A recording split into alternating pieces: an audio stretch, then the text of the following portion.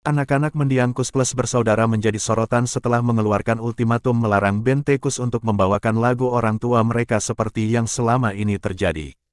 Band Tekus sendiri sudah berdiri sejak 2007. Band ini terdiri dari 4 personel, yakni Agusta Marsal, Fajaru Al-Azhari, Galifa Al-Baladi, dan Jim Corey Al-Ghifari. Mereka mendedikasikan diri dengan membawakan lagu-lagu lawas dengan karya Kus Plus mengisi sebagian besar penampilan mereka di atas panggung sejak 16 tahun lalu. Namun pada Sabtu tanggal 23 September tahun 2023 lalu, 4 anak dari personel Kus Plus, yakni David anak dari Yon Kuswoyo, Damon anak dari Tony Kuswoyo, Rico anak dari Murray, dan Sari anak dari Yok Kuswoyo, menyampaikan pelarangan untuk Tekus membawakan lagu Kus Plus. Bahwa terhitung sejak hari ini, keluarga besar Kus Plus melarang dan tidak memberikan izin kepada band Tekus untuk membawakan karya cipta dari keluarga besar Kus Plus, dan segala sesuatu yang terkait dalam kegiatan bermusik dan atau dalam bentuk apapun baik komersil maupun non-komersil, kata Sari. Kami tidak tebang pilih. Hal ini kami lakukan agar menjadi pembelajaran untuk kita semua, serta khususnya band-band pelestari dimanapun berada di seluruh Indonesia, lanjutnya. Keempat anak Kus Plus mengisahkan sederet alasan mengapa mereka melarang band tersebut membawakan lagu orang tua mereka.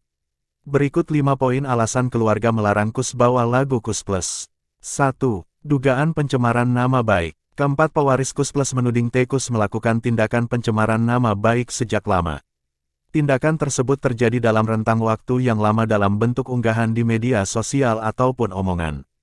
Kenapa kami akhirnya mengeluarkan tindakan yang sangat tegas terhadap Tekus Band? Karena menurut kami, sudah terlalu banyak kesalahan oleh mereka, perbuatan yang manipulatif, ada juga seperti pencemaran nama baik, dan macam-macam lah, kata David.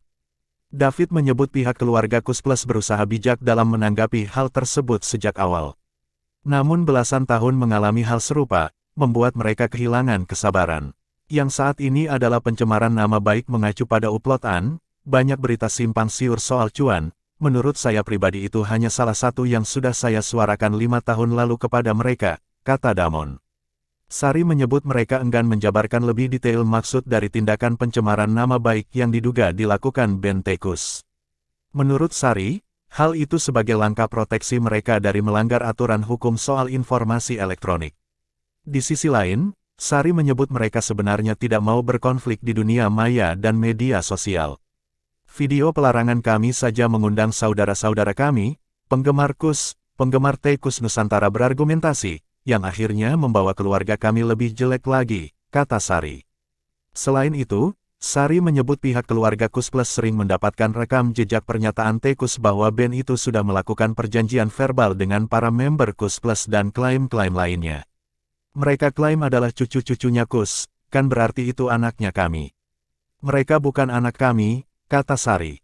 Singgih Tommy Gumilang, pengacara keluarga Kus Plus yang juga hadir dalam perbincangan itu mengatakan, band Tekus diduga melakukan setelah mereka sering membawa lagu Kus Plus. Pencemaran nama baik terjadi pada saat band ini berdiri, kan band ini berdiri membawakan lagu Kus Plus. Di tengah jalan terjadi tindakan pidana dan perdata, sampai hari ini, kata Singgih. 2. Ketidakjelasan royalti dan kerja sama.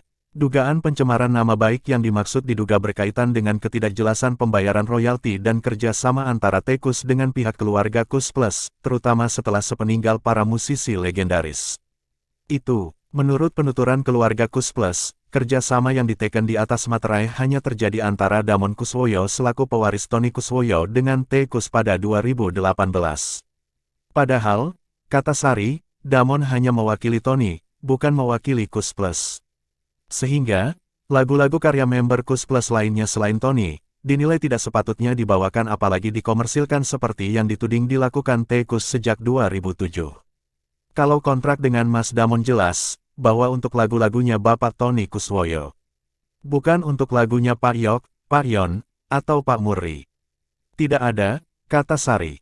Kalau mereka menyatakan sudah membayarkan royalti, itu dari tahun berapa?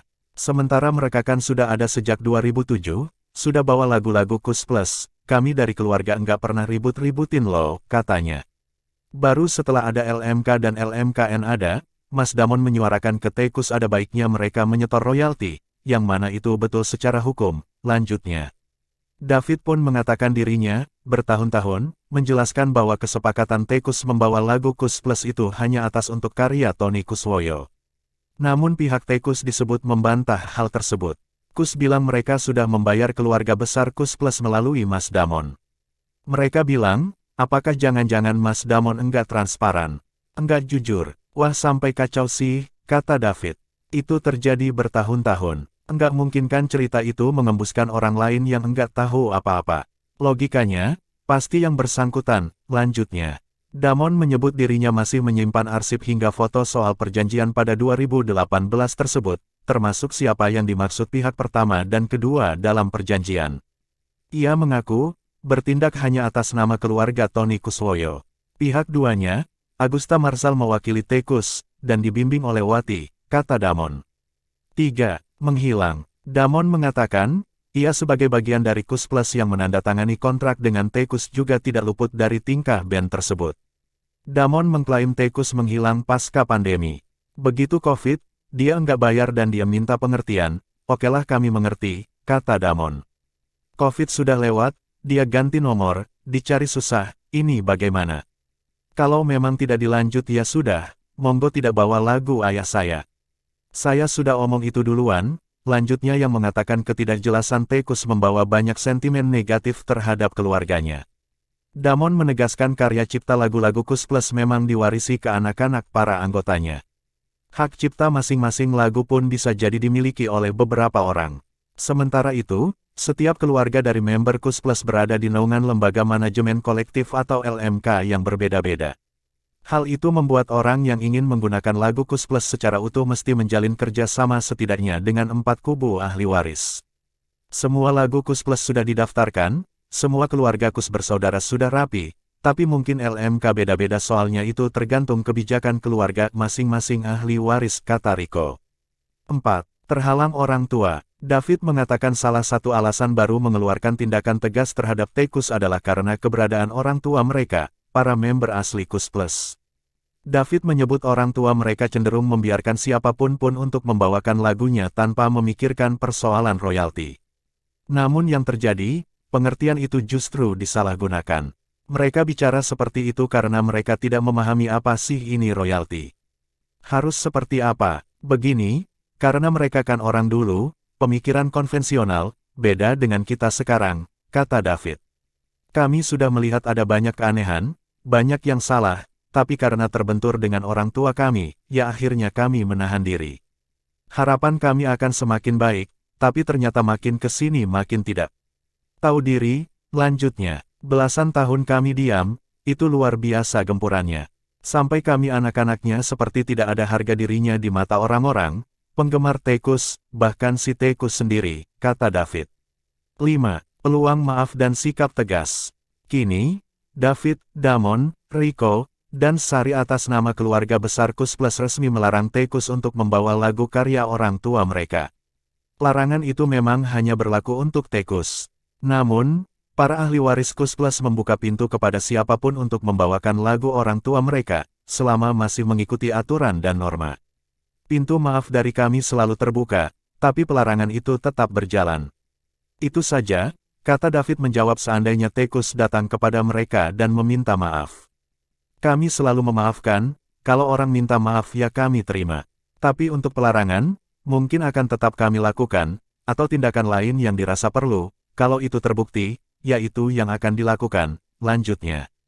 Singgi menyebut pihaknya bersama keluarga besar Kus Plus tengah menggodok langkah hukum yang akan mereka ajukan terhadap Tekus. Menurutnya, bila materi sudah siap, akan diumumkan ke publik. Namun yang pasti, David dan 3 sepupunya yang lain menegaskan sikap pelarangan membawakan lagu Kus Plus untuk Tekus adalah sudah vonis dari keluarga. Pelarangan ini ketok palu. Karena begini, kami lelah banget, sudah cukup lama bersabar menghadapi hal-hal seperti ini, cerita-cerita yang diputar balik dan segala macam, kata David. Banyak orang menyalahkan kami, apa salahnya kami? Yang ada kami yang teriak-teriak. Salah kami di mana? Kami dibilang serakah, sombong, arogan, apanya? Belasan tahun kami diam, itu luar biasa gempurannya, katanya. Siapapun yang mau membawakan lagu Kus Plus bersaudara ya silakan, tapi mereka juga mesti belajar bagaimana aturannya, kata David.